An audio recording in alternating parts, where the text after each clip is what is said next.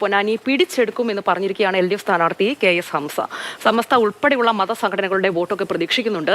2019 സാഹചര്യമില്ല നിലവിലെന്നും LDFന് അനുകൂലമാണ് എന്നും ഹംസ മാതൃഭൂമി ന്യൂസിനോട് പ്രതികരിച്ചു. സ്ഥാനാർത്ഥി KS ഹംസയാണ് നമ്മോടൊപ്പം ചേർന്നത്. ഇത് UDFന് ആധിപത്യമുള്ള മണ്ഡലമാണ്, ലീഗിന്റെ കോട്ടയാണ്. മണ്ഡലം പിടിച്ചെടുക്കാൻ പറ്റുമെന്നാണോ പ്രതീക്ഷ? തീർച്ചയായും മണ്ഡലം പിടിച്ചെടുക്കാൻ പറ്റുമെന്ന് തന്നെയാണ് പ്രതീക്ഷ. ഇതിനകം തന്നെ അത് വ്യക്തമായി കഴിഞ്ഞു. പൊന്നാനിയുടെ രാഷ്ട്രീയ സാംസ്കാരിക മേഖലകളൊക്കെ തന്നെ സടകുടഞ്ഞെഴുന്നേറ്റ് ഇപ്പോൾ ഒരു മാറ്റത്തിന്റെ പാതയിലാണ് പൊന്നാനി സഞ്ചരിച്ചുകൊണ്ടിരിക്കുന്നത്. 2014 അന്ന് 25,000 വോട്ടിന്റെ ഭൂരിപക്ഷം മാത്രമായിരുന്നു ഉണ്ടായിരുന്നത്. അതിന് സമാനമായൊരു സാഹചര്യമാണ് ഇപ്പോൾ ഒന്ന് കരുതുന്നത്.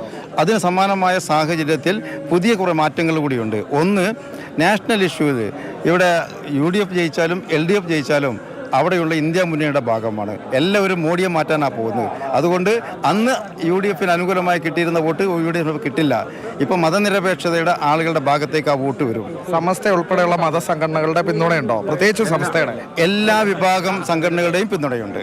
അപ്പോൾ വിജയ പ്രതീക്ഷയിൽ തന്നെയാണ് KS ഹംസയുള്ളത്. ലീഗ് കോട്ട പിടിച്ചെടുക്കാൻ പറ്റുമെന്ന പ്രതീക്ഷയിൽ തന്നെയാണ് ഇടതുപക്ഷമുള്ളത്.